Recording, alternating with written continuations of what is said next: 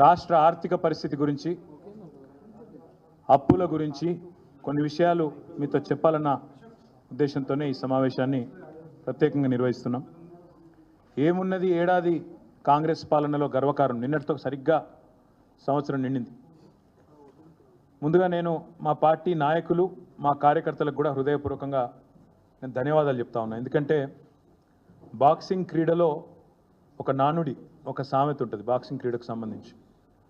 ఎంత గట్టిగా మనం పంచ్ విసరగలిగినామన్నది కాదు, ఎంత గట్టిగా విసిరే పంచ్ని తీసుకొని తట్టుకొని తిరిగి నిలబడ్డామనేది ఒక క్రీడాకారుడి యొక్క నిజమైన సత్తాకు అది పరీక్ష అని చెప్తూ ఉంటారు. ఈ సంవత్సర కాలంలో బీఆర్ఎస్ పార్టీ చాలా ఆటుపోట్లు ఎదుర్కొన్నది. అసెంబ్లీ ఎన్నికల్లో స్వల్ప తేడాతో ఓటమి పాలైన, ఆ తర్వాత కేసీఆర్ గారికి శారీరకంగా గాయం పాలై వారు కూడా దాదాపు 3 నెలల పాటు ఇబ్బంది పడ్డా, ఆ తర్వాత మా నాయకురాలు కవిత గారిని అరెస్టు చేసి 5.5 నెలలు జైల్లో పెట్టినా, తర్వాత పార్లమెంట్ ఎన్నికల్లో మరి ఊహించని ఓటమి పాలైన, అదే మాదిరిగా మా పార్టీ బ్యానర్ మీద గెలిచిన, మా పార్టీ జెండా మీద గెలిచిన 10 మంది ఎమ్మెల్యేలు కాంగ్రెస్ పార్టీలో చేరి వారిని గెలిపించిన ప్రజలకు ద్రోహం చేసిన, ఇవన్నీ కూడా తట్టుకొని ఎన్నో విషమ పరీక్షలు మా మీద కేసులు పెట్టినా, మమ్మల్ని ఇబ్బంది పెట్టే ప్రయత్నం చేసిన, అడుగడుగున అవమానాలు వేధించే ప్రయత్నం చేసిన, ఇవాళ సంవత్సరం తర్వాత తిరిగి మళ్ళీ ఒకవైపు గురుకుల బాట పట్టినా, మరొక వైపు లగచర్లలో గిరిజన రైతుల పక్షాన నిలబడ్డా, అదేవిధంగా రాష్ట్రంలోని ఎవరికి ఏ సమస్య వచ్చినా తిరిగి పోరుబాట పట్టింది టీఆర్ఎస్. ఈరోజు తెలంగాణ భవన్ జనతా గ్యారేజ్గా మారింది. వరుసగా క్యూ కడతా ఉన్నారు ఇక్కడికి. హైడ్రా బాధితులు, మూసీ బాధితులు, రకరకాల బాధితులు, ప్రభుత్వ బాధితులు, కాంగ్రెస్ బాధితులు అంతా కూడా వరుసగట్టి ఇక్కడికి వస్తున్నారు. వచ్చి వారి వేదన, వారి బాధ చెప్పుకుంటా ఉన్నారు. అందుకే నేను అనేది, మా నాయకులకు, మా కార్యకర్తలకు ముందుగా శిరస్సు వంచి వారి పోరాట స్ఫూర్తికి నా ధన్యవాదాలు తెలియజేస్తా ఉన్నా. ముఖ్యంగా సోషల్ మీడియాలో కూడా ఎక్కడికక్కడ ఖండాంతరాల్లో ఉండే మా తమ్ముళ్ళు, మా చెల్లెళ్ళు కూడా చాలామంది మరి పార్టీ ఉండాలా, ఖచ్చితంగా తెలంగాణకు శ్రీరామ రక్ష అంటే కేసీఆర్ నాయకత్వం అని చెప్పి బలంగా నమ్మి వాలంటీర్లుగా పనిచేస్తున్న తమ్ముళ్లకు, చెల్లెళ్లకు, సోషల్ మీడియా సైనికులకు, క్షేత్రస్థాయిలో ప్రతిరోజు కాంగ్రెస్తో తలపడుతున్న మా కార్యకర్తలకు, కేసులకు వెరవకుండా ఇవాళ సింహాల్లాగా పోరాడుతున్న మా నాయకులందరికీ పేరు పేరున హృదయపూర్వకంగా ధన్యవాదాలు తెలియజేస్తూ, మరొక 4 ఏళ్ళు ఈ పోరాటాన్ని ఇంకా ఉధృతంగా తీసుకుపోదామనే ఒక కేసీఆర్ గారి సూచన, కేసీఆర్ గారి భావన కూడా మీకు తెలియజేస్తూ, మరి ఏడాది పాలనలో ఏమున్నది గర్వకారణం అంటే, రాష్ట్రం ఇవాళ నిజంగా చూస్తే రేవంత్ రెడ్డి ప్రభుత్వం వచ్చిన తర్వాత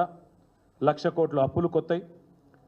రేవంత్ బ్రదర్సు మాలామాలైనరు, రాష్ట్రం మాత్రం అధోగతి పాలైన మాట వాస్తవం. ప్రజలు తిప్పల పాలైన మాట కూడా వాస్తవం.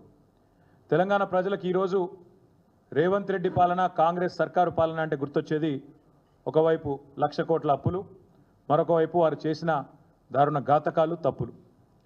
సంవత్సరం నిండింది. మరి సంవత్సరం నిండిన తర్వాత ఏం సాధించినవయ్యా నువ్వు అని చెప్పారు అని అడిగితే చెప్పడానికి సమాధానాలు లేవు. ఏదో పేరుకి ఆర్భాటము, హడావుడి తప్ప ఈరోజు నిజంగా చెప్పడానికి సమాధానాలు లేవు. అందుకే ముఖ్యమంత్రి తన తప్పులను కప్పిపుచ్చుకోవడానికే మళ్ళీ అప్పులు అంటూ తప్పుడు కూతలు కూస్తూ ఉన్నాడు. అప్పులు అంటూ తప్పుడు కూతలు కూస్తున్న ముఖ్యమంత్రికి నేను చెప్పేది, అప్పుల మీద కాదు జరగాల్సింది, నీ తప్పుల మీద చర్చ. తెలంగాణ సమాజంలో మేము తప్పకుండా నిన్ను సూటిగా ఇవాళ కొన్ని ప్రశ్నలు అడుగుతున్నాం, దమ్ముంటే సమాధానం చెప్పు. సీఎం అంటే ఇవాళ నువ్వు సీఎం పదవి చేపట్టిన తర్వాత ఆ పదవి స్థాయి కూడా దిగదార్చినావు నువ్వు. ఇవాళ నీ ప్రభుత్వంలో ఎవరన్నా బాగుపడ్డారంటే అనుముల బ్రదర్స్ మాత్రమే బాగుపడ్డారు. నీ ప్రభుత్వంలో ఎవరికన్నా ఏమైనా లాభం జరిగింది అంటే కేవలం అనుముల రేవంత్ రెడ్డి, అనుముల తిరుపతి రెడ్డి, అనుముల జగదీష్ రెడ్డి, అనుముల కొండల్ రెడ్డి, అనుముల కృష్ణారెడ్డి, ఇంకా మిగతా బ్రదర్స్కి మాత్రమే లాభం జరిగింది. హైలైట్ ఏంటంటే రాష్ట్రానికే 1000 కోట్ల స్థాయిలో పెట్టుబడి ఇచ్చే స్థాయికి అనుముల కుటుంబం చేరిందని చెప్పి వాళ్ళ ప్రజలు అనుకుంటున్న మాట వాస్తవం. మరి వచ్చే సంవత్సరం ఫోర్బ్స్ జాబితాలో రిచెస్ట్ బ్రదర్స్ ఎవరయ్యా అంటే అనుముల బ్రదర్స్ అని వస్తుందేమో, అదానిని కూడా దాటేస్తారేమో అని చెప్పి ప్రజలు కూడా అనుకుంటున్న మాట వాస్తవం. నీ ఏలుబడిలో రాష్ట్రానికి రాబడి తెచ్చే తెలివి లేదు, రాష్ట్ర సంపద పెంచే సోయి లేదు, స్పృహ లేదు, ఒక్కటి కూడా కనీసం పాజిటివ్ పనిచేసిన ముఖం లేదు. ఏం చేయాలా? అందుకే నోటికి వచ్చినట్టు తెల్లారలేస్తే కాకి కూతలు చెప్తా. మేము మా నాయకులు ఎప్పుడు చెప్తా ఉంటారు, కేసీఆర్ను తిట్లు, కేసీఆర్కు తిట్లు, దేవుళ్ళ మీద ఓట్లు, ఇచ్చిన హామీలకు తూట్లు. ఇదే నువ్వు చేసింది ఏందా సంవత్సరం అంటే ఒగ్గిది. మాట్లాడితే ముఖ్యమంత్రి అనేవాడు రాష్ట్ర ప్రతిష్ట పెంచాల్సిన ప్రయత్నం చేయాల్సింది పోయి ఇవాళ రాష్ట్ర ప్రతిష్టను, రాష్ట్ర పరువును గంగలో కలిపినట్టు రాష్ట్రం దివాలా తీసిందని దివ్యంగా ఉన్న రాష్ట్రం మీద దివాలా తీసిందని ఆరోపణలు చేసే ఒక దివాలాకోరు ముఖ్యమంత్రి మనకు ఉండడమే ఇవాళ నిజంగా కూడా మనం చేసుకున్న దురదృష్టం. కొత్త పరిశ్రమలు కాదు, ఉన్న పరిశ్రమలే తరలిపోతున్నాయి. యువతకి, ఉపాధికి, రాష్ట్ర ప్రగతికి తీరని అన్యాయం రేవంత్ రెడ్డి చేస్తూ ఉన్నాడు. ఇవాళ కొత్త స్లోగన్ పెట్టినాడు, ఇవాళ కొత్త పిఆర్లను పెట్టుకున్నట్టున్నాడు. 2-3 కొత్తగా ఇంగ్లీష్ వచ్చిన వాళ్ళు తోడైనరు. తెలంగాణ రైజింగ్ అట. ఎండ్ల రైజింగ్ అవుతుంది చెప్పు. ఇండియా షేనింగ్ అని అప్పట్లో ఒకళ్ళు వాగినరు, వాళ్ళు అడ్రస్ లేకుండా వీకినరు. ఇక నువ్వు ఎవరిని పెట్టుకున్నట్టు నిన్న ఇయ్యాల 2 ఇంగ్లీష్ ముక్కలు వచ్చినోని ఆయన తెలంగాణ రైజింగ్ అట. తెలంగాణ రైజింగ్ కాదు, అనుముల బ్రదర్స్ రైజింగ్. తెలంగాణలో అదానితో పోటీ పడుతూ ఆస్తులు ఎవరికన్నా సృష్టించుకుంటున్నారంటే అనుముల బ్రదర్స్, రేవంత్ బ్రదర్స్ రైజింగు. తెలంగాణ మాత్రం ఫాలింగ్, ఇది పక్క. నువ్వు ఎవరినన్నాడు? నీకు శాతనైతే నీ కొండారెడ్డి పల్లెకి పోయి ఆడ కూర్చో, రచ్చబండ మీద కూర్చొని పోలీసు వాళ్ళని పక్కకు పెట్టి అడుగు, చెప్తారు రైజింగా ఫాలింగా ఏందో చెప్తారు. 12 నెలల పాలన మొత్తం అసత్యాలు, అర్ధసత్యాలు, అటెన్షన్ డైవర్షన్ స్కీములు తప్ప నువ్వు పీకింది ఏందని నేను అడుగుతా ఉన్నా. ఒక హ్యాబిచువల్ లయర్ లాగా ఒక అలవాటుతో అబద్ధాలు ఆడే అబద్ధాల కోరు మాదిరిగా అటెన్షన్ డైవర్షన్ టెక్నిక్లు, మీడియా మేనేజ్మెంట్ టెక్నిక్లు తప్ప నువ్వు చేసింది ఏంది రేవంత్ రెడ్డి నేను అడుగుతా ఉన్నా. ఇవాళ నేను అందుకే సూటిగా అడిగేది, అప్పుల చాటున అప్పులు అంటే తప్పుడు కూతల మాటున మళ్ళొక్కసారి నీ అసమర్థతను కప్పిపుచ్చుకునే ప్రయత్నం చేస్తే ఊరుకోము, వదిలిపెట్టాం. అందుకే వాస్తవాలు చెప్పడానికే ప్రజలకు ఈ ప్రెస్ మీట్ పెట్టా, నేను తిట్టడానికి కాదు. మీరు గద్దెనెక్కిన మొదటి రోజే నిజానికి మా నాయకుడు మా కేసీఆర్ గారు చెప్పినారు, వాళ్ళను ఒక 3-4 నెలలు ఏమనకండి, నిర్మాణాత్మక ప్రతిపక్షంగా ఉండండి, శాసనసభల శాసన మండలిలో బయట అక్కసు వెలగక్కినట్టు ఉండొద్దు, మనం పద్ధతిగా ఉండాలి, మనం తెచ్చిన తెలంగాణ, కష్టపడి తెచ్చిన తెలంగాణ ఇది, ఎవరికి ప్రజలు అధికారం ఇచ్చినా తెలంగాణ బాగుండాలని కోరుకోవాలి, ఏమనకండి అన్నారు. మేమేమో అనలే. కానీ నువ్వు మొదటి రోజు నుంచి మొదలుపెట్టినావు అసెంబ్లీలో కారు కూతలు, పిచ్చివాగుడు, శ్వేతపత్రాల పేరిట డ్రామాలు తప్పలేదు. నువ్వు శ్వేతపత్రాలు పెడితే మేము శ్వేతపత్రాలను బయట పెట్టినాం. నువ్వు ఆ అప్పుల గురించి మాట్లాడితే అప్పులను పెట్టుబడిగా పెట్టి సంపద సృష్టించిన వైనాన్ని ప్రజల ముందు పెట్టినాం. కానీ నువ్వు బంద్ చేస్తలేవు. మళ్ళీ నువ్వు, మీ మంత్రులు, మీ మీడియా మేనేజ్మెంట్ టెక్నిక్లతోని ఒక అబద్ధాన్ని 100 సార్లు చెప్తే నిజమవుతుంది అన్నట్టు అదే మాట పదే పాడిందే పాటరా అన్నట్టు ఇవాళ మళ్ళొక్కసారి అసెంబ్లీలో ఎండగట్టినాం, మిమ్మల్ని బయట ఎండగట్టినాం, అయినా మళ్ళీ అదే సొల్లు పురాణం చెప్తా ఉన్నారు. కాబట్టి ఇవాళ మేము మళ్ళీ చెప్తా ఉన్నాం. అయినా ఇవాళ ఎందుకు వచ్చినాయి ఈ దొంగ ముచ్చట్లు? సంవత్సరం అయిపోయింది. సంవత్సరం అయిపోతే నువ్వు సాధించిన విజయాల గురించి చెప్పుకోవాలి. గొప్పగా ఇది చేసినాం, అది చేసినాం, పొడి చేసినా అని చెప్పుకోవాలి. కానీ నువ్వేం చేస్తున్నావు? నువ్వు కావాలని అప్పులు గిప్పులు అని మళ్ళీ తప్పుడు కూతలు ఎందుకు కూస్తున్నావు? ఒకటే ఒక కారణం. ఎందుకంటే నీ బాధ ఏంది? నీ 6 గ్యారంటీలు 100 రోజులు అన్నావు, దాని మీద చర్చ జరగద్దు. 420 హామీలు నువ్వు ఇచ్చినావు, వాటి మీద చర్చ జరగొద్దు. అందుకే నేను అంటున్నా, అప్పుల లెక్కలు కాదు, హామీల లెక్కలు చెప్పు. వడ్డీల ముచ్చట్లు కాదు, వాగ్దానాల ముచ్చట్లు చెప్పు. ఆ రోజు చాలా గొప్ప వాగ్దాటి ప్రదర్శించిండ్రు కదా నువ్వు, బట్టి విక్రమార్క ఇద్దరు. ఏమన్నారు ఆ రోజు? ఒక టీవీలో చర్చ కూర్చోబెట్టి, మరి చాలా చెప్తున్నారు మీ ఇద్దరు అడ్డగోలు హామీలు ఇస్తుండ్రు, అవుతుందా మీతోని అని అడిగితే, మాకు అణువు తెలుసు, అనా పైసతో సహా లెక్కలు తెలుసు అని చెప్పి పెద్ద పెద్ద డైలాగులు కొట్టి ఆ రోజు టీవీల ముందు సొల్లు పురాణం చెప్పింది నువ్వు, నీ డిప్యూటీ సీఎం కాదా? ఇవాళ వచ్చి మళ్ళీ దివాలాకోరు మాటలు మాట్లాడుతున్నా ఈ సన్నాసి ముఖ్యమంత్రిని నేను అడుగుతున్నా, నువ్వు కాదా ఆ రోజు చెప్పింది? మాకు అనా పైసతో సహా ప్రతి లెక్క తెలుసు, ఎట్లా మాట నిలబెట్టుకోవాలో తెలుసు అని ఉదరగొట్టింది నువ్వు కాదా? ఆ రోజు దొంగ లెక్కలు, ఈరోజు కాకి అరుపులు. అందుకే మేము అనేది, దమ్ముంటే అప్పులపై కారు కూతలు కాదు, నీ అసమర్థ పాలన పైన శ్వేతపత్రం విడుదల చెయ్యి. నువ్వు చేసింది ఏందో చెప్పు. నువ్వు చేసింది ఏంది నిజానికి ఈ సంవత్సరంలో? కేసీఆర్ ఇచ్చిన ఉద్యోగాలు నీ ఖాతాలో రాయించుకుంటావు. నువ్వు ఎన్ని ఉద్యోగాలు ఇచ్చినా మొత్తం తిప్పి కొడితే 12,000 ఉద్యోగాలు ఇచ్చిండు రేవంత్ రెడ్డి. సంవత్సరంలో 2 లక్షల ఉద్యోగాలు అని చెప్పి దివాలాకోరు మాటలు చెప్పి గద్దెనెక్కిన కాంగ్రెస్ సంవత్సర కాలంలో ఇచ్చింది. రాహుల్ గాంధీకి రేపు ఎల్లుండి ఉత్తరం రాస్తా, మొత్తం నీ బండారం ఏందో, నీ కథ ఏందో ఆయనకు తెలియదని నేను అనుకుంటలేను. కానీ తెలిసినా తెలియనట్టు యాక్టింగ్ చేస్తున్నాడు. ఆయన కూడా స్వాతిముత్యం యాక్టింగ్ చేస్తున్నాడు కాబట్టి ఆయన బండారం నీ బండారం బయట పెట్టాలి కాబట్టి చెప్తున్నా. నీ రాహుల్ గాంధీ అన్నట్టు ఆయన మీ నాయకుడు అశోక్ నగర్కి వచ్చిండు. మొదటి సంవత్సరంలో 2 లక్షల ఉద్యోగాలు ఇస్తా అని చెప్పి తెలుగులో ట్వీట్లు పెట్టిండు. నమ్మబలికిండు, తెలంగాణ యువతను మోసం చేసిండు. నీ ప్రభుత్వం వచ్చినాక నీ ఇప్పటిదాకా ఇచ్చింది సంవత్సరంలో 12,000 చిల్లర ఉద్యోగాలు మాత్రమే. ఇంకా 1,87,000 ఉద్యోగాలు నీ ప్రభుత్వం బాకీ ఉంది తెలంగాణ యువతకు. అందుకే నేను అనేది రేవంత్ రెడ్డి నిన్ను వదిలిపెట్టం. నువ్వెన్ని తప్పుడు కూతలు కూసినా నిన్ను వదిలిపెట్టే సమస్య లేదు. ఉద్యోగాలు ఇచ్చింది కేసీఆర్, అవి నీ ఖాతాలో వేసుకునే ప్రయత్నం చేస్తూ ఉన్నావు. రుణమాఫీ బోగస్ అని తేలిపోయింది. రైతులు ఏ ఊరికి పోయినా తిరుగుతూ ఉన్నారు. కాలేదు, 2 లక్షల లోపు కూడా కాలేదు. నాకు పొద్దున్నే నరేందర్ రెడ్డి అని రిటైర్డ్ టీచర్ పేద మెసేజ్ పంపిండు. సార్ నాది కానే కాలేదు, ఇది నా ఫోన్ నెంబర్, ఇది నా అకౌంట్ నెంబర్, జర మాట్లాడండి అసెంబ్లీలో అని పొద్దున్నే మెసేజ్ పంపిండు. ఒకటి కాదు, నీకు చేతనైతే దమ్ముంటే ఊరూరు అడుగు తెప్పించుకో వివరాలు. ఎక్కడ కూడా రుణమాఫీ పాక్షికంగా అయింది తప్ప పూర్తిగా కానే కాలే. 49,500 కోట్ల కాడ మొదలైంది కథ. ఇవాళ నువ్వు 20,000 కోట్లతో ముగించినా అని చెప్తున్నావు. ఆ 20,000 కూడా పడలే, 20,000 కోట్లు కూడా పడలే. నీ బట్టి విక్రమార్క నీ ఫైనాన్స్ మినిస్టర్ చెప్తున్న ప్రకారమే 11-12,000 కోట్లు దాటలే. ఇది వాస్తవం. రేవంత్ రెడ్డి తెలుసుకో. అందరి ప్రజలను రైతులను పిచ్చోళ్ళని చేసినట్టు మాట్లాడు బంద్ చేయి. డబ్బు సంచులతో దొరికిన దొంగనే కదా దొంగ అని అరిచినట్టు ఇవాళ మళ్ళీ ఇష్టం వచ్చినట్టు మాట్లాడుతూ ఉన్నాడు. ఒకవైపు విజయోత్సవాలట. ఎందుకు విజయోత్సవాలు? రైతుల ఆత్మహత్యలు పెరిగినందుక, ఆగిపోయిన నేత కార్మికుల ఆత్మహత్యలు తిరిగి ప్రారంభమైనందుక, లేదా 48 మంది గురుకులాల్లో చచ్చిపోయే పరిస్థితులు కల్పించినందుక, లేదా 50 మంది పైచిలకు ఆటో డ్రైవర్లు ఆత్మహత్యలు చేసుకునే పరిస్థితిని వారికి తీసుకొచ్చినందుక, ఇచ్చిన మాట తప్పినందుక, లేదా మొత్తం రాష్ట్రాన్ని అతలాకుతలం చేసినందుక, దేనికి? అందుకే మేము అనేది తెలంగాణలో మళ్ళీ ప్రభుత్వ హత్యలు ప్రారంభమైనాయి. ప్రభుత్వ హత్యలు అంటున్నా నేను.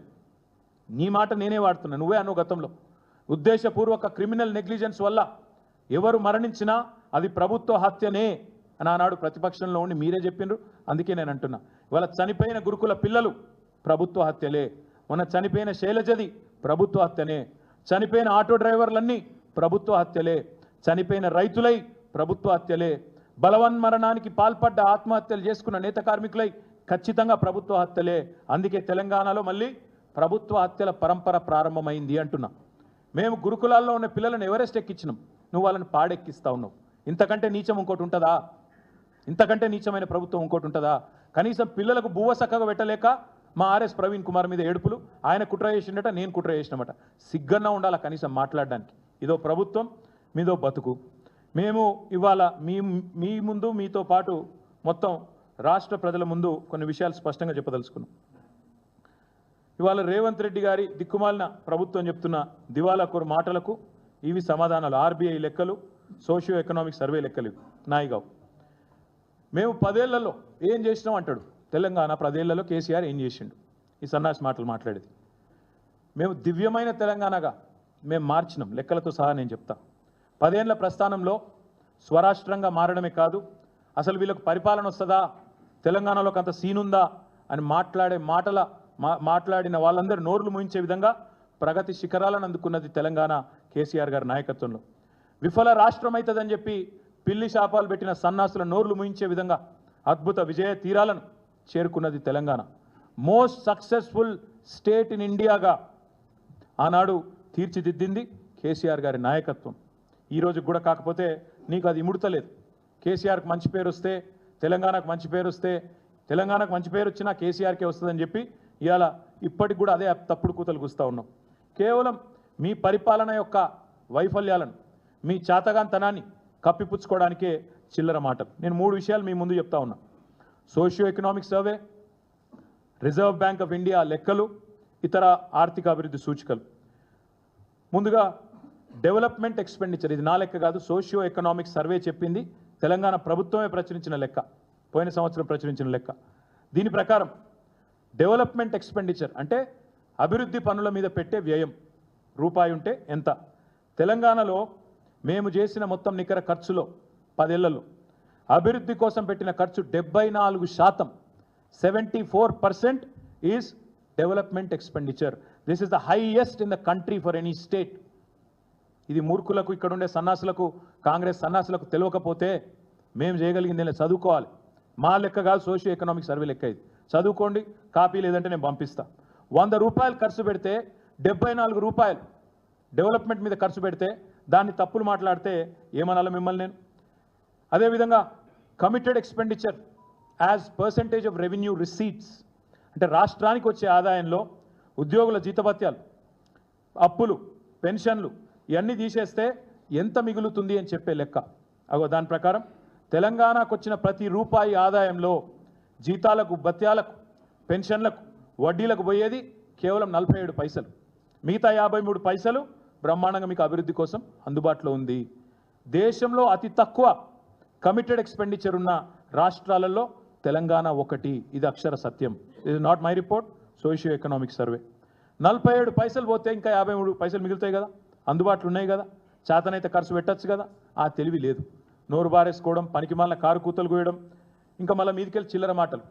మాకు ఉన్నదంతా వడ్డీలు కడుతుంది పోతుంది, జీతాలకే పోతుంది, పెన్షన్లకే పోతుంది.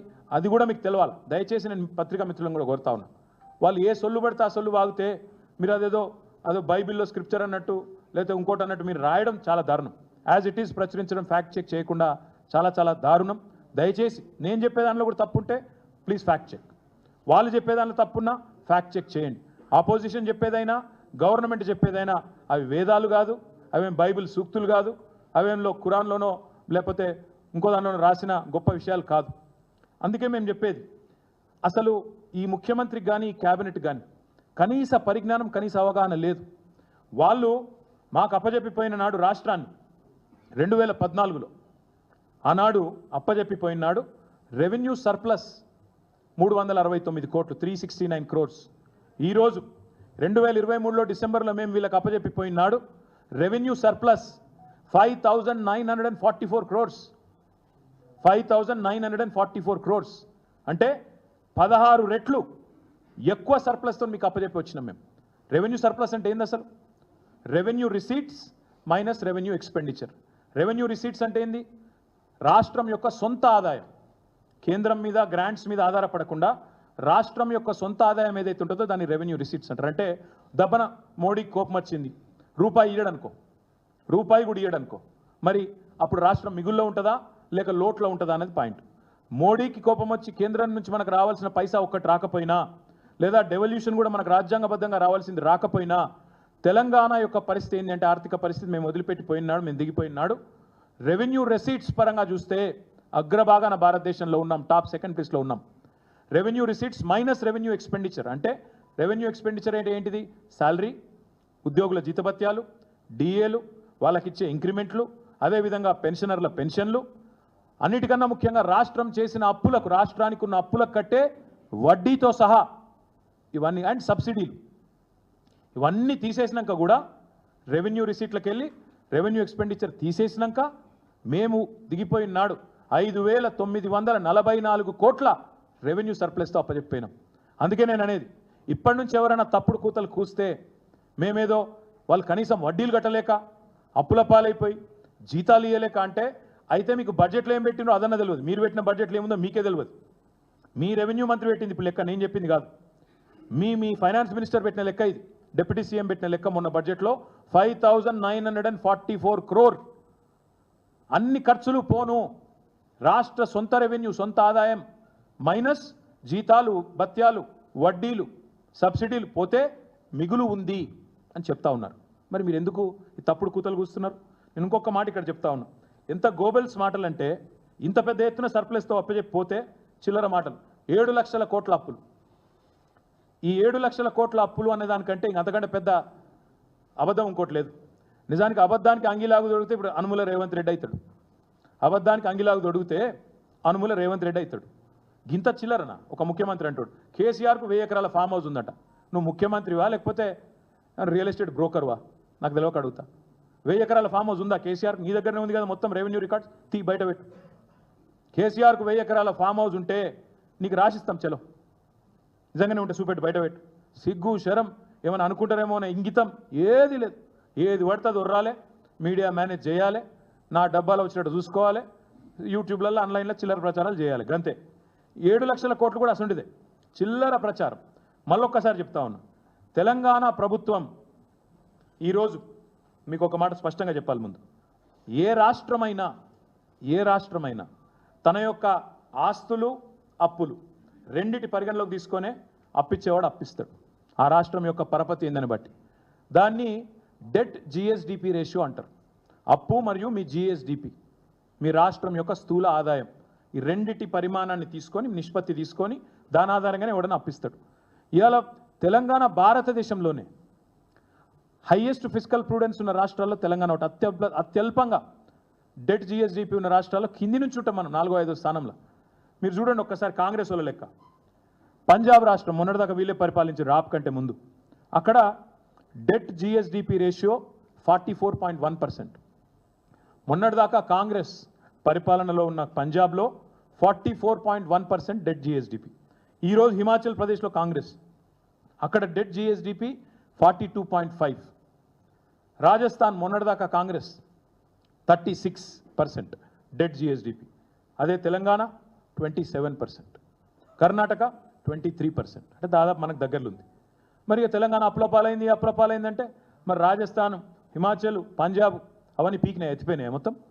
అక్కడ మీ కాంగ్రెస్ వాళ్ళు ఉన్నారు కదా, మాట్లాడుతందుకు సిగ్గుశరం లేదా? ఏది పడుతుంది ఉర్రొచ్చా నోరుని? కానీ ఇంత దారుణమా? ఇంకా దరిద్రం ఏంటంటే అసలు 7 లక్షల కోట్ల అప్పు ఎక్కడిది? ఇంతకంటే చిల్లర మాట ఉంటుందా? ఇంకోటి మీరు విడుదల చేసిన శ్వేతపత్రంలోనే డిసెంబర్ 23లో మీరు అధికారంలోకి రాగానే శ్వేతపత్రం విడుదల చేశారు. మీరు ఏం చెప్పినలా గవర్నమెంటు 2 రకాలుగా అప్పులు ప్రభుత్వం చెల్లించాల్సిన అవసరం లేని అప్పులు ఉన్నాయని చెప్పిండ్రు. గవర్నమెంట్ హామీ లేనివి, అదేవిధంగా గవర్నమెంట్ కట్టాల్సిన అవసరం లేనివి. 2 కలిపితే దాదాపు ఒకటేమో 59,414 కోట్లు, ఇంకోటేమో 95,462 కోట్లు. ఇది ఎందుకు చెప్తున్నా అంటే గవర్నమెంట్ వీటికి సంబంధమే లేదు. గవర్నమెంట్ అందులో కనీసం రూపాయి ఇచ్చే అక్కర కూడా లేదు. ఆ కార్పొరేషన్లు కానీ ఇండిపెండెంట్ కార్పొరేషన్లు అవన్నీ కూడా వాటికి పరపతి ఉంది కాబట్టి ఇస్తారు. కేవలం గవర్నమెంట్ అనేది గ్యారెంటర్గా ఉంటుంది అంతే. దాన్ని కూడా అప్పు అంటే నువ్వు రూపాయి కట్టేది లేదు అక్కడ. ఈ 2 కలిపితే 1,54,876 కోట్లు. నువ్వు చెప్పే 6,71,000 కోట్లు అనేది పచ్చి అబద్ధం. జోసెఫ్ గోబెల్స్ను మించిపోతున్నావు, అందుకే చెప్పేది. ఈ 2 తీసేస్తే 1,54,000 కోట్లు ప్రభుత్వం అవసరం లేని, కట్టాల్సిన అవసరం లేని అప్పులు. ఈ 2 1,54,000 కోట్లు. అది పోను మా ప్రభుత్వం వచ్చిన నాటికే పాత అప్పు ఏదైతున్నదో 72,658 కోట్లు మా ప్రభుత్వం వచ్చే నాటికి 2014లో. సో 72,658 ప్లస్ 1,54,000 కోట్లు ఇవి తీసేస్తే మిగిలిందెంత? 4 లక్షల చిల్లర కోట్లు, 4,20,000 కోట్లు. ఇక దీనికి వీళ్ళ బిల్డప్ ఏదో జరిగిపోయింది. ఇప్పుడే నేను చెప్పిన మరి తెలంగాణ రేషియో డెట్ జిఎస్డిపిలో 27, పంజాబ్ది 44, రాజస్థాన్ 36, హిమాచల్ 42. ఇది నీ కాంగ్రెస్ ప్రభుత్వంలో ఉంది కదా. మరి వాళ్ళు మనకంటే 15%, 17% ఎక్కువ ఉంటే వాళ్ళు మొత్తం ఎత్తిపోయిన దుకాణం బంద్ చేసుకుంటారు రేపు. ఇంతకంటే దారుణం ఉంటుందా అబద్ధం చెప్పడంలో? దయచేసి ముఖ్యమంత్రి అనేది అప్పుల గురించి కాదు, నీ తప్పుల గురించి ఇలా ప్రజల్లో చర్చ జరగాల్సిన అవసరం ఉంది. అప్పుల గురించి తప్పుడు కూతలు కూయడం మానేయి. అయినా నేను అడుగుతున్న ఈ ముఖ్యమంత్రిని, ఇంకా నీ అప్పుల గురించి కూడా చెప్తా. ఇప్పుడు మేము 2014-15లో బాధ్యతలు స్వీకరించిన నాడు కానీ ఈరోజు కానీ మీరు చూస్తే రాష్ట్ర ఆదాయం ఎట్లా పెరిగిందో అదెందుకు చెప్పవు? రాష్ట్రం ఆనాడు బడ్జెట్ ఏంది, ఈరోజు బడ్జెట్ ఏంది, అదెందుకు చెప్పవు నువ్వు? అది చెప్పడు, అది దాచుకోవాలి. మీరు చూడండి, ఆ రోజు పర్ క్యాపిటా ఇన్కమ్ మేము బాధ్యతలు స్వీకరించిన నాడు 2014లో తలసరి ఆదాయం రాష్ట్రంది 1,24,000, 14వ స్థానంలో ఉన్నాం. ఈరోజు 3,47,299 రూపాయలు, నంబర్ 1 స్థానంలో ఉన్నాం. మరి అదెందుకో చెప్పవు? మనసు వస్తలేదా, నోరు వస్తలేదా? అదేవిధంగా మీరు చూడండి, రాష్ట్రము ఆనాడు బడ్జెట్ ఎంత, ఈరోజు బడ్జెట్ ఎంత? 2000 మీరు ఒక ఆనాడు ఈనాడు చూస్తే ఇంకొక మాట నేను ఇక్కడ రాష్ట్రాల గురించి చెప్పినప్పుడు కేంద్రం గురించి కూడా చెప్పాలి. పంజాబ్ 44% ఉంటే డెట్ జిఎస్డిపి, హిమాచల్ 42% ఉంటే, రాజస్థాన్ 36 ఉంటే, తెలంగాణ 27% ఉంటే కేంద్రం యొక్క డెట్ జీడిపి రేషియో 56%. మరి దేశం మొత్తం కూడా దివాలా అయిపోయిందా? దేశం మొత్తం అప్పుల పాలైపోయింది. మీరు మోడీ గారు కలిసి నాశనం చేసిండ్రా? కాంగ్రెస్ వాళ్ళు, బీజేపీ వాళ్ళు మేమైతే పరిపాలించలేదు కదా దేశాన్ని. మరి ఈ రకమైన మాటలు మాట్లాడడం ఎంతవరకు సమంజసం? అదేవిధంగా మరి తెలంగాణ గత 10 ఏళ్లలో దేశానికి ఎంత కాంట్రిబ్యూట్ చేసింది ఎందుకు చెప్పవు? ఆనాడు మేము అధికారంలోకి వచ్చినాడు 4% ఉండే దేశ జీడిపికి తెలంగాణ కాంట్రిబ్యూషన్. మరి ఈరోజు 5%, ఒక 1% పెరిగింది కదా దేశ జీడిపి కాంట్రిబ్యూషన్ తెలంగాణ. అదెందుకు చెప్పవు? ఆ రోజు బడ్జెట్ కేవలం 46,000 కోట్లు, సారీ రెవెన్యూ, తెలంగాణ రెవెన్యూ 46,000 కోట్లు, ఈరోజు 1,60,000 కోట్లు. మరి 4 రెట్ల రెవెన్యూ పెంచితే అది చెప్పవు. మేము జీడిపి కాంట్రిబ్యూషన్ 1% దేశానికి ఎక్కువ పెంచితే చెప్పవు. హైయెస్ట్ పర్ క్యాపిటల్ ఈ దేశంలో మన రాష్ట్రం ఉందని చెప్పవు. స్టేట్ ఓన్డ్ ట్యాక్స్ రెవెన్యూస్ ఇవాళ 80% పైన ఉన్న రెండవ స్థానంలో ఉన్న రాష్ట్రం భారతదేశంలో 84.2%తో. SOTR స్టేట్ ఓన్ ట్యాక్స్ రెవెన్యూస్లో దేశంలో సెకండ్ ప్లేస్లో ఉన్నాం. ఇది చెప్పవు. పర్ క్యాపిటల్ చెప్పవు. నో పావర్టీ ఇండెక్స్ ఇందులో సెకండ్ ప్లేస్లో ఉన్నాం భారతదేశంలో. అది చెప్పవు. తెలంగాణ ఫిస్కల్ డెఫిసిట్ అంటే ద్రవ్యలోటు, అన్ని ఖర్చులు పోను ఎంత అనేది ఓవరాల్గా చూస్తే తెలంగాణ 14-15లో 1.9%, ఈరోజు 2.5%. కేంద్రం తంటాలు పడుతున్నది. 5.1% పెట్టుకొని దాన్ని చేరడానికి తంటాలు పడుతుంది ఫిస్కల్ డెఫిసిట్ టార్గెట్. ఇంత బాగా నడుస్తుంటే దీని మీద చిల్లర మాటలు. ఇంకా దరిద్రం ఏంటంటే రేవంత్ రెడ్డి కాకి అరుపులు. ఆయన అంటాడు మొత్తం నాకు అప్పులు కడతానికే పోతున్నాయి పైసలు, నెలకు 6,500 కోట్లు కడుతున్నా అంటాడు. సిగ్గు శరం ఉంటే ముఖ్యమంత్రి, నేను చెప్పింది తప్పైతే రుజువు చేయి లేదా రాజీనామా చేయి. నువ్వు అంటున్నావు 6,500 కోట్లు కడుతున్నా అంటున్నావు. ఇది ఆర్బీఐ డాక్యుమెంట్, నాది కాదు. దీని ప్రకారం ఆర్బీఐ ప్రకారం ఇప్పటిదాకా మీ గవర్నమెంట్ వచ్చినాక 12 నెలల్లో కట్టింది కేవలం 34,730 కోట్లు, అంటే నెలకు 2,900 కోట్లు. సిగ్గుంటే, ఇజ్జత్ ఉంటే, మానం ఉంటే అయితే నన్ను తప్పన రుజువు చేసి రాజీనామా చేసి పక్కకు. 6,500 కోట్లని ముఖ్యమంత్రి అబద్ధం చెప్పచ్చా? ఇది ఆర్బీఐ లెక్క 2,900 కోట్లు మాత్రమే అని చెప్పి. ఇంకా దారుణం చెప్తా మీకు, ఇది ఆర్బీఐ లెక్క. ఇక కాగ్ వాళ్ళ లెక్క ఇంకా భిన్నంగా ఉంది. కాగ్ ఏం చెప్తుంది? కాగ్ లెక్క ప్రకారం ఇప్పటి వరకు ఇంట్రెస్ట్ పేమెంట్ మీద ఏప్రిల్ నుంచి అక్టోబర్ వరకు ఈ ఫిజికల్ ఇయర్లో 15,152 కోట్లు. ఈ ఆర్థిక సంవత్సరంలో ఏప్రిల్ నుంచి అక్టోబర్ దాకా అంటే నెలకు 2,164 crores. మరి మిగతా పైసలు ఎటు వీక్తున్నాయి? ఢిల్లీకి సంచులలో పోతున్నాయా? ఢిల్లీకి పోతున్నాయా లేకపోతే నీ బ్రదర్స్ జేబులోకి పోతున్నాయా? ఏడికి పోతున్నాయి చెప్పు. మరి 6,500 కోట్లు కడుతున్నాను తప్పుడు కూతలు కూస్తున్న తప్పుడు ముఖ్యమంత్రి. ఇక్కడ ఆర్బీఐ లెక్క ప్రకారం 2,900, కాగ్ లెక్క ప్రకారం 2,164 కోట్లు. మీకు ఇస్తా చూసుకోండి. ఇంత స్పష్టంగా ఉంటే విషయం ఇవాళ తప్పుడు కూతలు ముఖ్యమంత్రి కూస్తున్నాడు. అందుకే నేను అనేది దొంగనే దొంగ అని ప్రచారం చేసినట్టు ఈ మిగతా పైసలు ఎటుపోతున్నాయి రేవంత్ రెడ్డి చెప్పాలి. ఇంకొక మాట, మేము ఉమ్మడి రాష్ట్రంలో, మేము కాదు మాకంటే ముందు 1956 నుంచి 2014 వరకు మొత్తం 2 ప్రభుత్వాలు చేసిన అప్పు 72,658 కోట్లు మొత్తం అన్ని ప్రభుత్వాలు. కానీ రేవంత్ రెడ్డి ఒకటే సంవత్సరంలో అవన్నీ దాటిపోయింది. ఒకటే సంవత్సరంలో రేవంత్ రెడ్డి గారు చేసిన అప్పు ఎంత అంటే ఇది నా లెక్క కాదు, ఇది కూడా ఆర్బీఐ లెక్క. ఇది ఇంకా ఘోరం ఏంటంటే సెప్టెంబర్ దాకానే, సరే ఆగస్టు దాకానే ఉంది, తర్వాత దాచేసిండ్రు, బయటికి రాణిస్తలేరు వివరాలు. అప్పటికే 85,000 కోట్ల అప్పు అయింది రాష్ట్రం. ఆగస్టు వరకే 85,000 కోట్ల అప్పు. కార్పొరేషన్లు ఎఫ్ఆర్బిఎం మొత్తం తీస్తే 85,000. ఆగస్టు తర్వాత సెప్టెంబరు, అక్టోబరు, నవంబరు, ఇప్పుడు డిసెంబర్లో ఉన్నాం. గత 3 నెలలు కూడా కలిపితే మనం దాటిపోయినాం ఎప్పుడో 1,00,000 కోట్లు. అంటే 56 నుంచి 2014 వరకు ఎంతైతే అప్పు జరిగిందో అంతకంటే ఎక్కువ ఒక సంవత్సరంలో చేసిన గనుడు రేవంత్ రెడ్డి కాంగ్రెస్ ప్రభుత్వం. ఇది నా లెక్క కాదు, ఆర్బీఐ లెక్క, మీరు చూసుకోవచ్చు. ఎన్ని రూపాయలు తెచ్చినట్టు టెస్కాప్కు 5,000 కోట్లు. ఇట్లా రకరకాల కార్పొరేషన్ల పేరిట, గవర్నమెంట్ల పేరిట లోన్లు తీసుకురావడమే కాకుండా, నేను ఇంకొకటి గమ్మత్ ఏంటంటే చాలా ఆశ్చర్యం, మాకు విచిత్రం అనిపించేది. మరి బడ్జెట్ లెక్కల ప్రకారమేమో, మీ లెక్కలే ప్రకారమేమో ఒకలాగుంది, కాగ్ లెక్కలు ఒకలాగున్నాయి, ఆర్బీఐ లెక్కలు ఇంకోలాగున్నాయి, నువ్వు బయట వాగే చెత్తవాగుడేమో ఇంకోలాగుంది. ప్రజలు నిజంగా ఏది నిజమని నమ్మాలి అసలు? ముఖ్యమంత్రికి కనీసం తెలుసా? లేదా కావాలని డిప్యూటీ సీఎం ఏమైనా తప్పుదోవ పట్టిస్తున్నాడా? వాళ్ళకు చక్కగా లేక ఒకళ్ళ పదవి కోసం ఒకళ్ళ కోసం ఏమైనా ఆగమాగం అవుతుండ్రా? మరి ముఖ్యమంత్రి సమాధానం చెప్తాడా, డిప్యూటీ సీఎం సమాధానం చెప్తాడా? ఇది ఖచ్చితంగా రాష్ట్ర ప్రజలకు వివరాలు తెలియాలి. 6,500 కోట్లు నేను కడుతున్న నెలకనే తప్పుడు మాట ఏదైతున్నదో దీనికి సమాధానం తప్పకుండా ముఖ్యమంత్రి చెప్పాలి. నేను ఇంకొక ప్రశ్న కూడా అడుగుతా ఉన్నాను ఈ ప్రభుత్వాన్ని. మేము ఆనాడు అప్పు చేస్తే దాన్ని అప్పుగా చూడలే, భవిష్యత్ మీద పెడుతున్న పెట్టుబడిగా చూసినాం, వాటితో సంపద సృష్టించినాం. కాళేశ్వరం ప్రాజెక్టు కట్టినాం, మిషన్ భగీరథ ట్యాంకులు కట్టినాం, ఇంటింటికి తాగునీరు ఇచ్చినాం, విద్యుత్ వెలుగులు రాష్ట్రం అంతా వచ్చే విధంగా ఇలా మీరు చూసినారు. గోదావరి పరివాహక ప్రాంతంలో ఇవాళ ఎర్త్క్వేక్ వచ్చింది, ఉదయం ప్రకంపనలు వచ్చినాయి. ఎందుకు కట్టాల్సి వచ్చిందండి దామెరచర్లలో విద్యుత్ ఉత్పత్తి కేంద్రం? ఎందుకంటే this is one of the reasons. ఎప్పుడైనా ఒకటే పరివాహక ప్రాంతంలో అన్ని విద్యుత్ కేంద్రాలు కడితే దబ్బన అక్కడేమైనా సివియర్ ఎర్త్క్వేక్ వస్తే అన్ని విద్యుత్ ఉత్పత్తి కేంద్రాలు దెబ్బతింటే బ్యాకప్ ప్లాన్ ఉండాలన్నా వద్దా? ఒక గందికే దామరచెర్ల కట్టినాం. మాకు ఆ విజన్ ఉంది. ఆనాడు విద్యుత్ శాఖ మంత్రిగా జగదీష్ రెడ్డి గారు, ముఖ్యమంత్రిగా కేసీఆర్ గారు తీసుకున్న నిర్ణయం 4000 పైచిల్కు మెగావాట్ల అల్ట్రా మెగా పవర్ ప్రాజెక్ట్ కట్టాలనే దామరచెర్లలో తీసుకున్న నిర్ణయం సహేతుకం, సరైనది అని ఇవాళ మా నిర్ణయం కరెక్ట్ అని చెప్పి ప్రకృతి కూడా చెప్తా ఉన్నది. ఇంత సిగ్గుమాలిన వాళ్ళు దామరచెర్లు ఎందుకు కడతారు, దాని వెనుక కథ ఏంది అని చిల్లర మాటలు మాట్లాడిన లేఖి మంత్రులకు కూడా నేను చెప్పే సమాధానం మీకు ఇయ్యాల.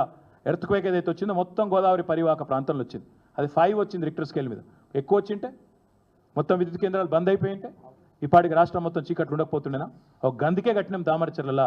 గందికే డీసెంట్రలైజ్ చేయాలి, గందికే సెంట్రలైజ్ చేయొద్దు. ఇది కామన్ సెన్సు మీకు లేదు. మేమేం చేయాలి దానికి?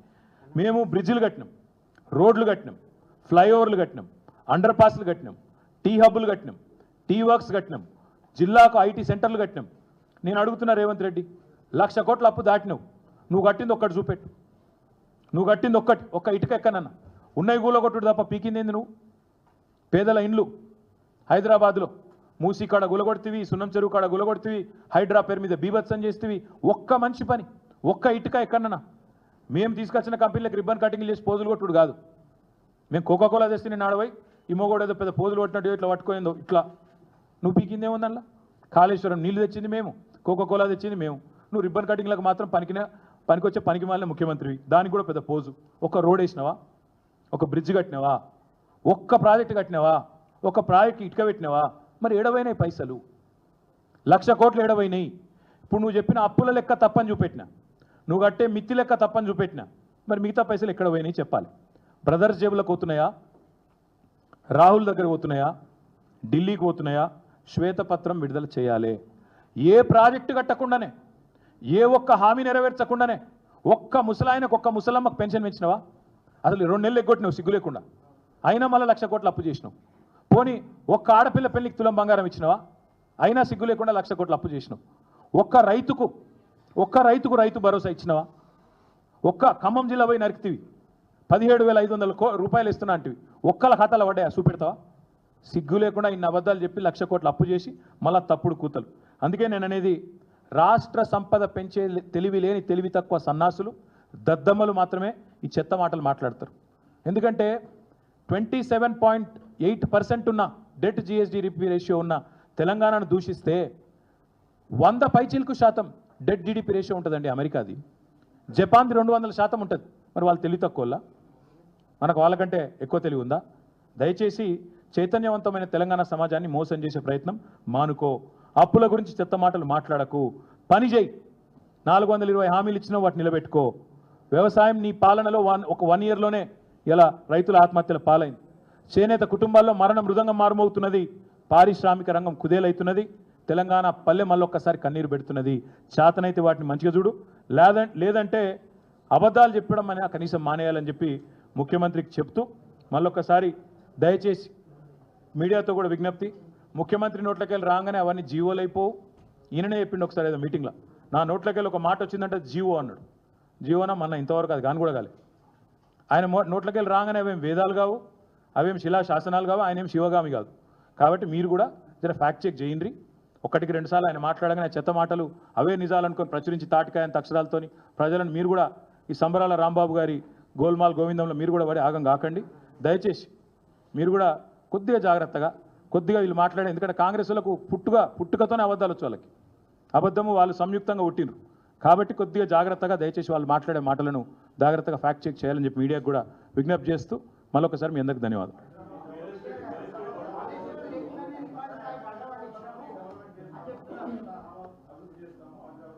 ఉన్నది జడగొట్టకపోతే చాలు, ఉన్నది నాశనం చేసి ఉన్నాయన్ని గులగొట్టి హైదరాబాద్లో ఇవాళ రెవెన్యూ దివాలా తీసి ఫ్రీ వాటర్ ఇచ్చినాం మేము 20,000 లీటర్ల దాకా, దాన్ని నాశనం చేసిండు. ఒక్కటి చెప్పండి హైదరాబాద్లో నేను చేసిన పని ఒక్క ఇటుకెక్కనైనా వేర్చిండా? ఇప్పుడు మేము కట్టిన డబుల్ బెడ్రూమ్ ఇల్లు, మేము ఇచ్చిన ఉద్యోగాలకు ఈయన పత్రాలు ఇస్తాడు, మేము తెచ్చిన కంపెనీలకు కటింగ్లు చేస్తాడు, రిబ్బన్ కటింగ్లు. 1 ఇయర్లో ఏం చేసిండు? కొత్త పని ఒకటి చెప్పండి నాకు, హైదరాబాద్లో కానీ బయట కానీ ఎక్కడ? ఒక్కరు అడగండి బ్రదర్. దేని స్పందన? మరి 2014 ముందు కాంగ్రెస్ అనే దరిద్రం ఉండే కదా, శనేశ్వరం ఉండే కదా, అప్పుడు ఎందుకు వండలే? కాళేశ్వరం లేకుండా వండే మాట వాస్తవం అయితే 2014 ముందు ఈ పీకుడు వాళ్ళందరూ ఎక్కడ పోయినారు? అప్పుడు ఎందుకు లేవు పంటలు? అప్పుడు ఏడదచ్చిరు మరి? అప్పుడు ఉండేగా శ్రీపాద ఎల్లంపల్లి, అప్పుడు కూడా ఉండేగా, మరి అప్పుడు ఎందుకు వండలే పంటలు? కాదు, అప్పుడు ఎందుకు వండలే? మరి దీనికి సమాధానం చెప్తాడా ముఖ్యమంత్రి? అంటే మాట్లాడడం ఏదైనా మాట్లాడచ్చు బ్రదర్, నోరు ఉంది కదా, రాష్ట్రీయ మీడియా ఉంది కదా, మేనేజ్మెంట్ చేస్తున్నాం కదా, ఏదైనా మాట్లాడచ్చు. కానీ వాస్తవం ఏంది? 2014 తర్వాత రాష్ట్రంలో రైతుల ముఖ చిత్రం మారిన మాట వాస్తవం, వ్యవసాయ విస్తరణ జరిగిన మాట వాస్తవం, కేసీఆర్ రైతు బంధు పెట్టిన మాట వాస్తవం, రైతు బీమా ఇచ్చి ధీమా నింపిన మాట వాస్తవం, తద్వారా అల్టిమేట్గా ఇవాళ టైంకి ఎరువులు విత్తనాలు తెచ్చిపెట్టిన మాట వాస్తవం, మొత్తం నీళ్లు వస్తాయని ఒక ధీమా ఇచ్చిన మాట వాస్తవం, టైలెండ్ ప్రాంతాలకు కూడా ఒక నిజంగా చెప్తున్నా ఒక పాలేరు మాదిరిగా పనిచేసి ముఖ్యమంత్రి స్వయంగా ఆయన నీళ్లు ఆఖరి మడిదాకా అందినా చూసుకున్న మాట వాస్తవం. అందుకే ఇలా పంటల విస్తరణ పెరిగింది. వీళ్ళు నేను ఒక మాట అంటే నాకు ఎంత గమ్మత్ అనిపించిందంటే, నిన్న చూస్తే సన్నాలకు బోనస్ ఇచ్చినవని సన్నాసి మాటలు మాట్లాడుతుండు. ఇచ్చిన బోనస్ 25 కోట్లు, ఎగ్గొట్టింది 7,600 కోట్లు.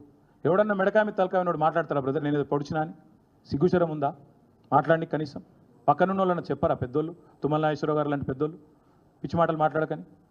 ఎట్లా ఇంత అన్యాయంగా మాట్లాడితే? నేనెందుకు బ్రదర్, ఒక్క రిక్వెస్ట్, మీరు ఇక్కడికి వెళ్ళి సీదా ఆ గొట్టాలు తీసుకొని వనరి, మీరు మొత్తం బిల్డర్లను అడుగురి, ఇక గొట్టాలో మైకులు ఏదో ఒకటి మీ ఇష్టం నా మైకులు మీ ఇష్టం అనే మైకులు మైక్రోఫోన్లు చిన్న చిన్న ఏమేమి వచ్చినాయి కొత్తగా అవన్నీ పట్టుకొని వనరి, ఎవరినన్నా అడుగురి మార్కెట్లో. పోనీ మీరందరూ కూడా ఆన్లైన్లో చిన్న చిన్న ప్లాట్లలో పెట్టుబడి పెట్టే ఉంటారు. మీరు రేవంత్ రెడ్డి అంత స్థితిమంతులు కాకపోవచ్చు, కానీ కొన్ని ప్లాట్లలో మీరు కూడా పెట్టుబడి పెట్టే ఉంటారు. పడ్డాయా లేవా నన్ను అడుగకురి, నాకు చెప్పకుండా మీ మనస్సాక్షిని అడగండి. నేను మళ్ళదే చెప్తున్నా బ్రదర్, మళ్ళదే చెప్తున్నా. ఎంత పెరిగి ఇప్పుడు అబద్ధాలు అప్పుల గురించే గిన్ని చిల్లర మాటలు మాట్లాడినోడు, ఉన్నాయి లేనట్టు లేని ఉన్నట్టు చెప్పినోడు ఏదైనా చెప్తాడు, ఏముంది నోరే కదా. మీరు రాష్ట్రంలో మీరు ఉండనే ఉన్నారు, దాన్ని ఫ్యాక్ట్ చెక్ చేయరు. చెక్ చేయండి. నిజంగా ఆయన చెప్పిన మాటలు వాస్తవం ఉంటే ఎందుకు దాస్తున్నావు? మరి వివరాలు ఎందుకు? ఆర్బీఐ డాక్యుమెంట్స్ ఎందుకు బయట పెడతలేవు? రికార్డ్స్ ఎందుకు వస్తలేవు బయటికి? మేము అడిగిన ఒక్కటి ఆర్టీఐలో రాదు బయటికి. ఏదో మొత్తం సమాచార శూన్యం సృష్టించే ప్రయత్నం చేస్తున్నాడు. ఎందుకు? మీడియా కన్నా ఇస్తున్నా కనీసం సమాచారం? గురుకులాల్లోకి మా పిల్లలు పోతుంటే ఎందుకు ఆపుతున్నారండి? టీఆర్ఎస్ విద్యార్థి విభాగం నాయకులు పోతుంటే ఎందుకు ఆపుతున్నారు? ఏం తప్పులు లేకపోతే భయం ఎందుకు? ఎందుకంటే ఈ ప్రభుత్వానికి దడబట్టుకుంది. వాస్తవాలు బయటికి వస్తే మీడియా రాయకపోయినా సోషల్ మీడియా ఉంది కాబట్టి భయం. ఎస్,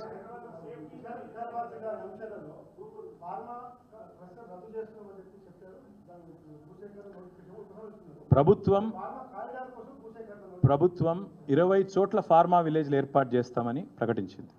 మరి 20 చోట్ల విరమించుకుంటున్నారా చెప్పాలి. ఒక లగచర్ల కాదు, 20 చోట్ల. న్యాల్కల్ సంగారెడ్డిలో ఆందోళన జరుగుతున్నాయి, ఇంకో చోట జరుగుతున్నాయి. 20 చోట్ల మరి భూసేకరణ విరమించుకుంటున్నారా లేదా? ఇది పాలసీయా లేకపోతే ఒక కొడంగల్ పాలసీయా? స్టేట్ పాలసీ చెప్పాలి. నెంబర్ 1. నెంబర్ 2, ఇదే ముఖ్యమంత్రి మీరు కావాలంటే ఆ వీడియో చూపెడతాను. ఇప్పుడు ఆయన స్పీచ్ ఇచ్చిండు అసెంబ్లీలో. ఎక్కడైనా ఒక భూసేకరణ చేయాలి అంటే అక్కడ 2 పంటలు పండే ల్యాండ్స్ కనుక ఉంటే ఎట్టి పరిస్థితుల్లో తీసుకోవద్దు. ఇది ఆయన చెప్పిన మాట. 80% రైతుల సమ్మతి ఉంటేనే తీసుకోవాలి. రెండవ మాట ఆయన చెప్పింది. మూడవ మాట ఆయన చెప్పింది, డిపిఆర్ లేనిదే భూసేకరణ చేయొద్దు. నేను అడుగుతున్నా రేవంత్ రెడ్డి, ఈ మూడిట్లో ఏదో ఒక్కటని ఉందా ఇవాళ లగచర్లలో? డిపిఆర్ ఉందా? అసలు ఈ ప్రభుత్వానికి స్పష్టత ఉందా? అక్కడ అదానీ కంపెనీ వస్తుందా? నీ అల్లుని కంపెనీ వస్తుందా? ఎవరి కంపెనీనో నీకే తెలిపాయి. రెండవది, 80% మంది రైతులు ఒప్పుకున్నారా? ఫ్యాక్ట్ ఫైండింగ్ మీడియాతో పంపిస్తావో కమిటీ? 80% మంది రైతులు ఒప్పుకుంటేనే భూసేకరణ చేయాలని నువ్వే కదా ప్రవచించినావు. ఇది అయిందా? అయ్యాలి 80% మంది ఒప్పుకుంటున్నారా? మూడవది నేను అడిగేది, 2 పంటలు పండే భూమిని తీసుకోవద్దన్నావు. మొన్న నువ్వు పోయి వేములవాడలో ఒక మాట మాట్లాడినావు. తొండలు గుడ్లు పెట్టని ఊర్లు అన్నావు, తొండలు గుడ్లు పెట్టని భూములు అన్నావు. అనగానే అక్కడ ఒక అమ్మాయి, చదువుకున్న అమ్మాయి లగచర్లలో, ఇవి తొండల గుడ్లా లేకపోతే వడ్లా చూడు సార్ అని చెప్పింది. వాస్తవాలు ఇట్లుంటే ఆడికి ఎవరిని పోనీయకుండా అదేదో శత్రు దేశం అన్నట్టు దడిగట్టి పోనీ, మరి మమ్మల్ని పోనీ సార్ పోయేస్తాం లగచర్లకు, పోయేస్తాం పోనీ. ఫ్యాక్ట్ ఫైండింగ్ అన్ని పార్టీలను పంపి చూద్దాం నువ్వు చెప్పేది కరెక్టా కాదా, 2 పంటలు వండుతున్నాయా లేదా, 80% మంది ఒప్పుకున్నారా, నీకు అక్కడ డిపిఆర్ ఉందా? ఉంటే రైతులు ఒప్పుకుంటే తీసుకో. రైతులు ఒప్పుకోకపోతే నువ్వేం నియంతవా లేకపోతే నువ్వు ఎవరు నువ్వు అసలు? అది మేము అడిగేది.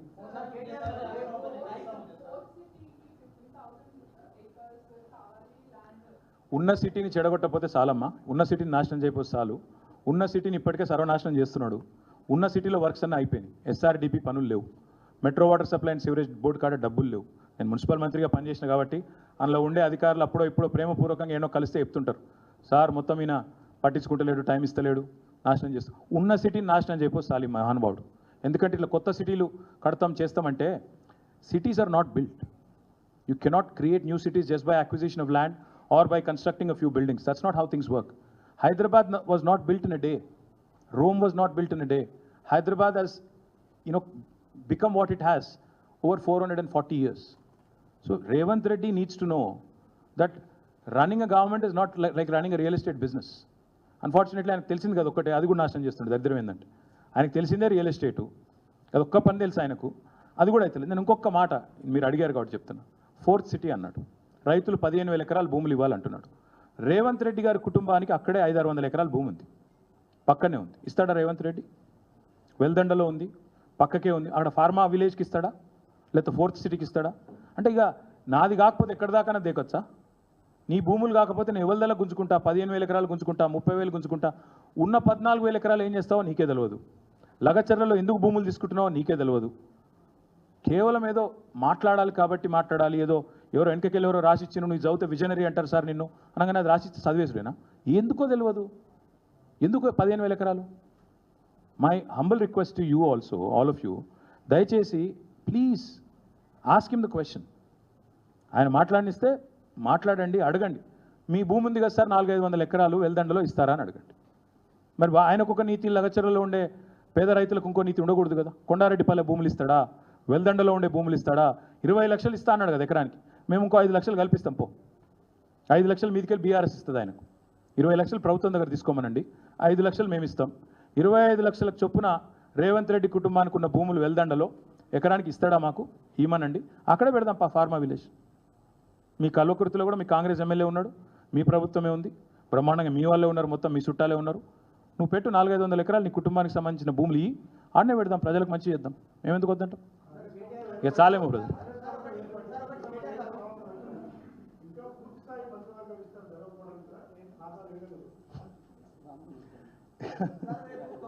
అంటే అక్కడ కొంతమంది మంత్రులు మరి వాళ్ళు ఇప్పటికే చెప్తున్నారు ఏదో బాంబులు వెళ్తాయి అది ఇది అని. మరి క్యాబినెట్ కింద అయితే కింద బాంబులు వెళ్తాయో, క్యాబినెట్ విస్తరణ అయితే ఏమవుతుందో తెలియదు. కానీ ఇది ఒకటి మాత్రం పక్కా, ఈ ముఖ్యమంత్రికి ఢిల్లీలో పలుకుబడి లేదు, పరపతి లేదు, బిల్డప్ బాబాయ్ అంతా ఇక్కడనే ఉన్నాడు, పైన మాత్రం ఎవరు దేక్తలేడు అంతకి. ఇది ఒక ఉదాహరణ. ఎందుకంటే సంవత్సరం పాటు 6 మంత్రులు ఖాళీ ఉంటాయండి, నాకు అర్థం కాదు. ఇంత ఘోరమా? కనీసం విద్యాశాఖకు మంత్రి లేడు, హోంశాఖకు మంత్రి లేడు, సంక్షేమ శాఖ మంత్రి లేడు, ఇంత అగాధం విడిచిపెడతారు. ఇక మున్సిపల్ శాఖకు ఆయనే ఉన్నాడు, ఎందుకున్నాడో కూడా మీకు తెలుసు, నాకు తెలుసు. Thank you. ఇందాక చెప్పిన బ్రదర్, ఇందాక చెప్పిన మళ్ళీ చెప్తున్నా, ఈయన ఎన్ని పిచ్చి కూతలు కూస్తే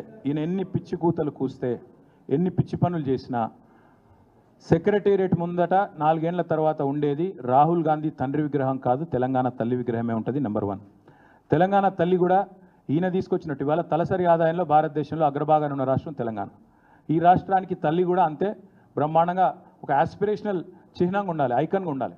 అంతేగాని పేదరికం తాండవించేటట్టు ఉండాలని ఆయన కోరుతున్నాడు. మేమేమో తెలంగాణ ప్రజలు చూడంగానే గర్వపడే విధంగా, ఒక దేవతను చూడంగానే చేతులెత్తి మొక్కాలనిపించే విధంగా ఉండాలని మేము అంటున్నాం.